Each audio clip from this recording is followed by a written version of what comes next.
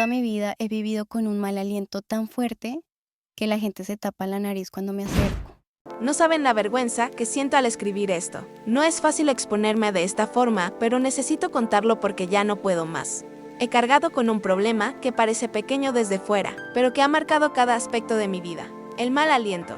Desde que tengo memoria, siempre escuchaba comentarios crueles. Cuando era niña, compañeros en la escuela me decían directamente que me olía la boca, aunque yo me cepillaba igual que todos. Recuerdo cómo me ardían las mejillas de vergüenza, como me quería hundir en el suelo en esos momentos. Una vez, mi papá me comentó que quizá debía operarme las amígdalas. Yo no entendía qué relación había entre eso y lo que me pasaba. Le dije que no era necesario. Lo dejé pasar. Con los años descubrí que no era la única. Mi hermano también lo sufría y algunos familiares por parte de mi papá tenían problemas similares. Desde entonces pensé que era algo hereditario, una condena que no se podía evitar. Durante la adolescencia intenté ocultarlo como fuera. Siempre cargaba pastillas de menta, chicles, litros de enjuague bucal. Creía que así podría esconderlo, aunque en el fondo sabía que no era suficiente. Cada vez que alguien se alejaba cuando hablaba, cada vez que veía una mueca, sentía que la tierra se abría bajo mis pies. Vivía con miedo constante a abrir la boca.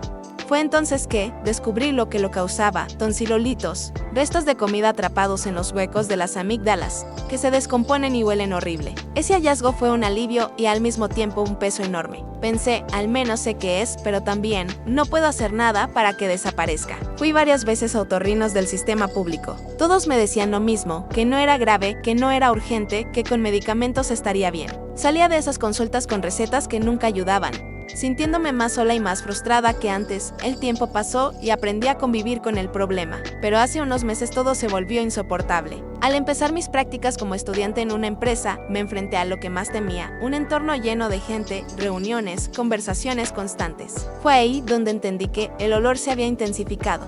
Ya no era solo una sensación mía, era real. Veía las reacciones de las personas: se tapaban la nariz al pasar cerca, se apartaban cuando hablaba, incluso estornudaban o aspiraban fuerte, como cuando alguien percibe un olor desagradable. Y lo más doloroso es que solo pasaba cuando yo estaba presente. Escuchaba comentarios al fondo, gente preguntando qué olía tan mal, otros diciendo que parecía una alergia. Era como si yo me hubiera convertido en el detonante de todas esas reacciones. Mi mundo se vino abajo. Dejé de disfrutar lo más básico. Si alguien se acercaba, yo trataba de aguantar la respiración hasta marearme, solo para no exhalar aire que pudiera incomodarlos. Cuando tenía que hablar, fingía que bebía agua para no abrir la boca. Si había que exponer en clase, entraba en pánico, convencida de que todos iban a notar mi olor. Me refugiaba tras una mascarilla, incluso cuando ya no era obligatoria, como si fuera mi única protección contra el rechazo. Mi obsesión con la higiene se volvió enfermiza. Llegué a cepillarme los dientes 6 o 7 veces al día, hasta sangrarme las encías. Probé de todo: clorofila líquida 2 veces al día, gárgaras con sal, con bicarbonato, con agua oxigenada, productos carísimos recomendados en internet. Nada funcionaba. Cada intento fallido era un recordatorio bruto de que estaba atrapada.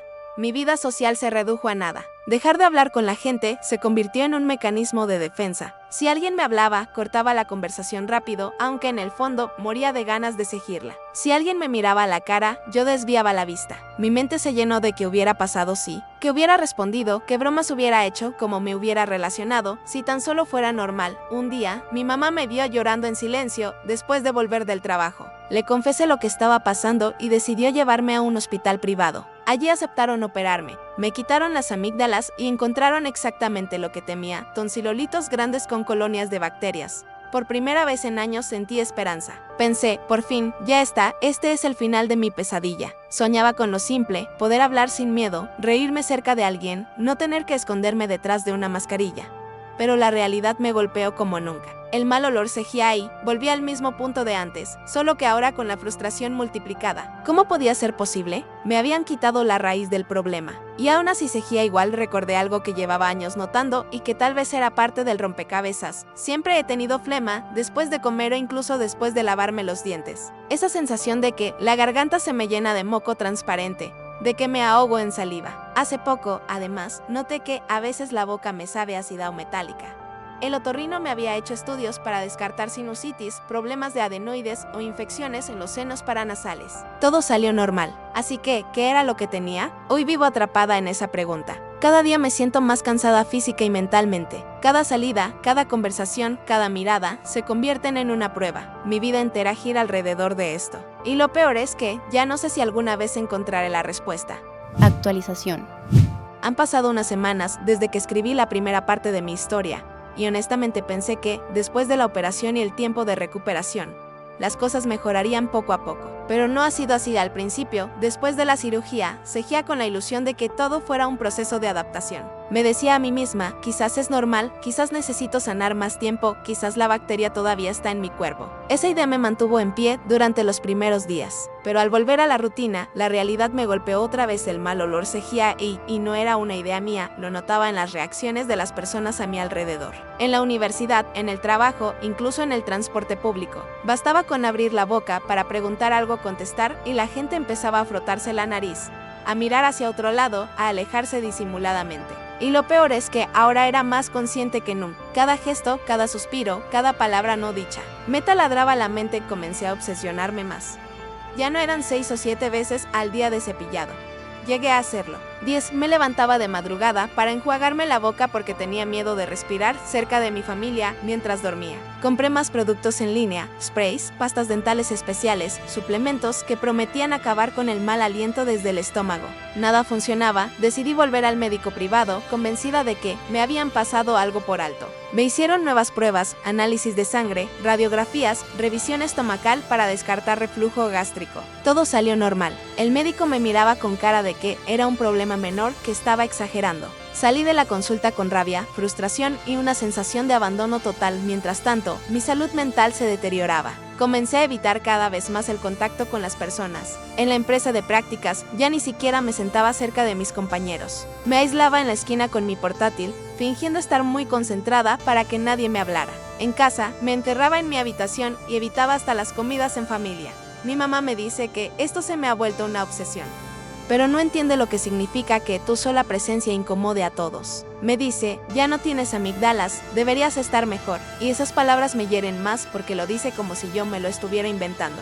He pensado incluso en dejar la universidad, en no seguir con nada. Todo lo que antes disfrutaba se convirtió en un recordatorio de lo que no puedo tener, una vida normal. Pero lo más extraño ocurrió hace unos días. Una amiga, la única con la que me atrevo a hablar todavía, me confesó algo. Me dijo que a veces sí siente el mal olor, pero que no entiende por qué de repente desaparece. Según ella, hay momentos en los que no huele absolutamente nada y otros en los que es insoportable. Eso me dejó pensando. ¿Y si no es solo mi boca? ¿Y si viene de otro lado de mi cuerpo? ¿Y si es algo más profundo que nadie ha detectado? No tengo respuestas todavía. Solo sé que esto sigue arruinando mi vida. Y aunque intento mantener la esperanza, cada día siento que me hundo más. Actualización. Ha pasado más de un mes desde la última vez que escribí y tengo que decir que finalmente tengo un desenlace, aunque no es el que hubiera esperado.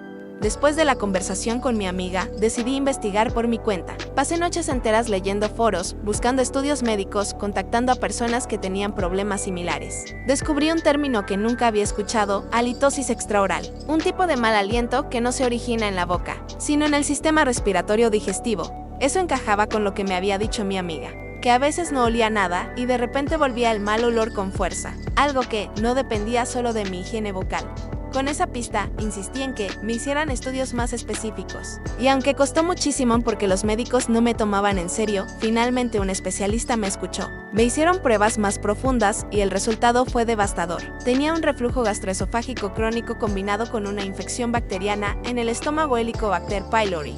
El reflujo provocaba que gases con olor ácido subieran constantemente por mi esófago, y la bacteria generaba compuestos de azufre que hacían el olor todavía más fuerte. Eso explicaba también la flema constante y el sabor metálico en la boca. Al principio sentí alivio porque al fin tenía una explicación. No estaba loca, no me lo estaba inventando. Todo lo que había vivido tenía una causa real. Pero luego vino el golpe. El tratamiento no iba a ser rápido. Me advirtieron que, incluso si la bacteria se erradicaba, el reflujo era algo crónico, que tendría que aprender a controlar con dieta estricta y medicamentos de por vida. Salí de esa consulta con un sabor amargo. Tenía respuestas, sí, Pero no era una cura mágica. No iba a despertar un día y ser normal. Iba a tener que pelear cada día para mantener esto bajo control. Hoy, mientras escribo esto, sigo en tratamiento. Algunos días son mejores que otros. Ya no siento tanto rechazo como antes porque aprendí a manejar las situaciones, evito ciertos alimentos, tomo los medicamentos. Y en los días malos prefiero no salir mucho.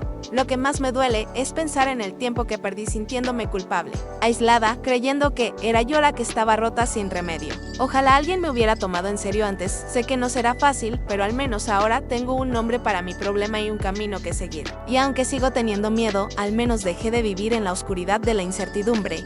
Ese es mi cierre, una vida que no será perfecta, pero en la que ya no me siento prisionera de algo invisible. Ahora sé lo que tengo, y con eso, aunque sea poco, puedo empezar a reconstruirme.